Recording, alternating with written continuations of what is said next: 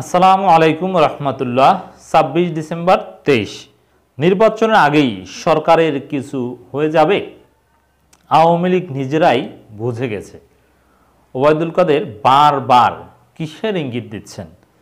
দর্শক, মাননীয় মন্ত্রী আওয়ামী লীগের সাধারণ সম্পাদক জনাব ওবায়দুল কাদের সাহেব তিনি রিপিটেডলি তার বক্তব্যে বারবার 111 শব্দটা, 111 মানে কি? অনির্বাচিত কোনো সরকার, তত্ত্বাবধায়ক সরকার টাইপের কোনো একটা সরকার, এগুলোর কথা বারবার বলছেন। এগুলো ষড়যন্ত্রের গন্ধ পাচ্ছেন, কথা কিন্তু আগে বলেছেন। এর মানে তারা বুঝে গেছে যে এরকম একটা চেষ্টা চলছে। চেষ্টাটা কিসের উপর ভিত্তি করে চলছে আমি আরেকটু খোলামেলা বিশ্লেষণ করতে চাই মাননীয় মন্ত্রী ওবায়দুল কাদেরের আরেকটা বক্তব্যের আলোকে। এটা এক ধরনের স্বীকারোক্তির মতো হয়েছে। দেশে 111 ঘটাতে সমর্থন দেবে না ভারত, ওবায়দুল কাদের এ কথাটা কয়েকটা বিষয়ে প্রমাণ করে।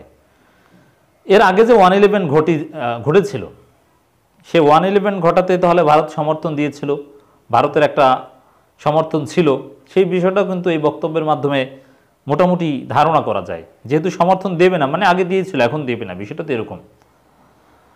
আর সমর্থন দেবে না ভারত, এর মাধ্যমে আরেকটা বিষয় প্রমাণিত হয়েছে যে ভারত যে কোনো মূল্যে আওয়ামী লীগকে ক্ষমতায় রাখতে চায়, তাতে নির্বাচন হোক বা নির্বাচন কারচুপি হোক, ভোট দিনে হোক বা রাতে হোক, ভারত আওয়ামী লীগের পক্ষে by hook and by crook আছে।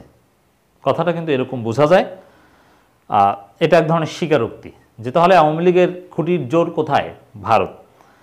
এখন দেশে 111 ঘটাতে সমর্থন দেবে না ভারত, এই কথাটা কেনই বা ভারতকে উল্লেখ করে মাননীয় মন্ত্রী বললেন? এর কারণ হিসেবে আমি যেটা মনে করি, আপনারা জানেন দর্শক, যে পিটার হাস বড়দিনের ছুটি কাটাতে দিল্লি গিয়েছেন, ভারত গিয়েছেন, যেটা অস্বাভাবিক।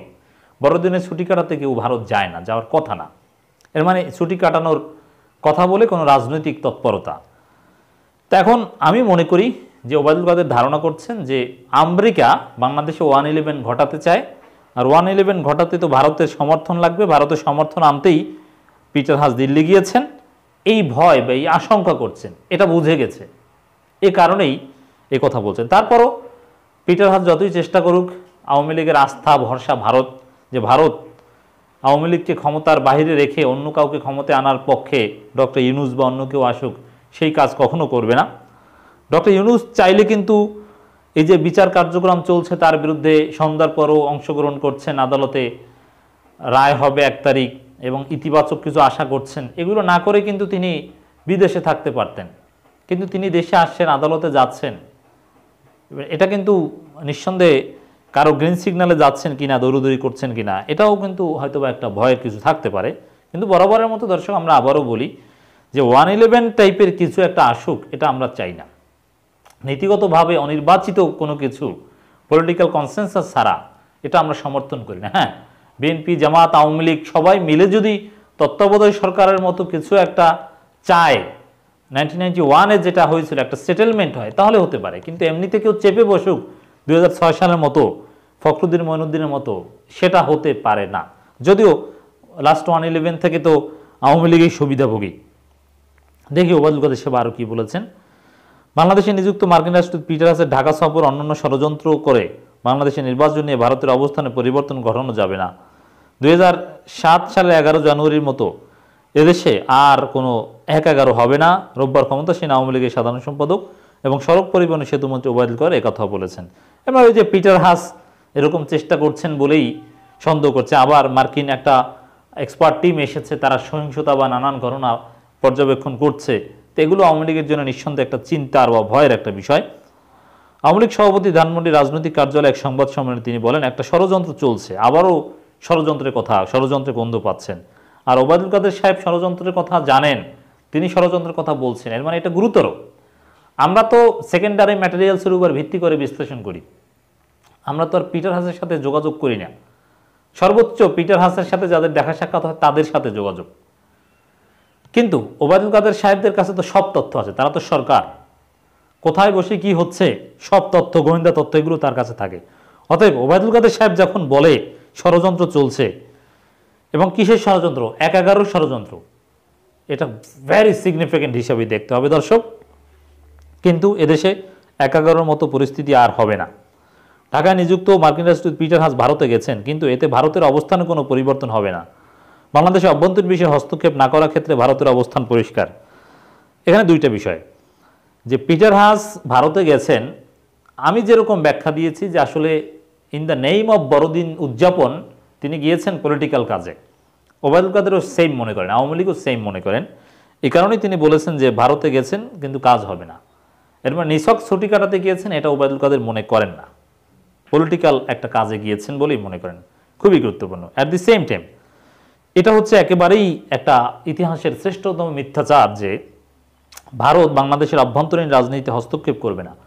ভারত তো নিয়মিত হস্তক্ষেপমূলক কথাবার্তা বলে যাচ্ছে। ভারতের কর্মকর্তারা বাংলাদেশে এসে সাবেক পররাষ্ট্র প্রতিমন্ত্রী বা গুরুত্বপূর্ণ লোকজন এসে ভাড়ায় খাটছে, আওয়ামী লীগের পক্ষে বয়ান ক্রিয়েট করছে।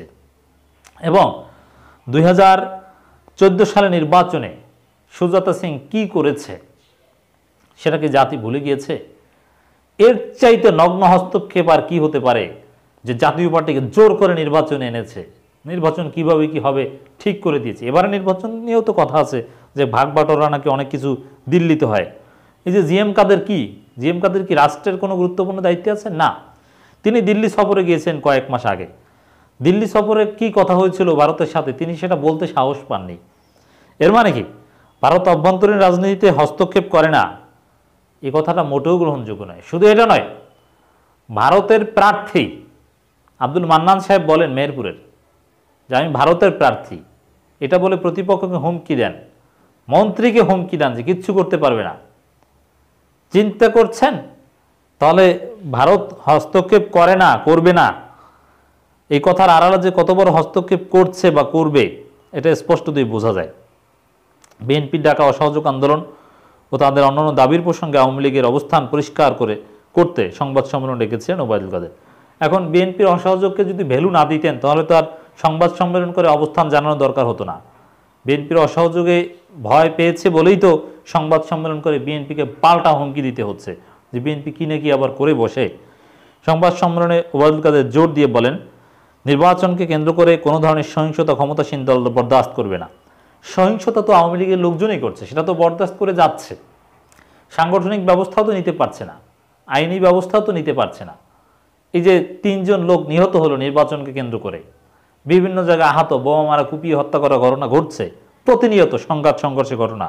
কই এইসব সহিংসতার বিরুদ্ধে তো কোনো ব্যবস্থা নাই।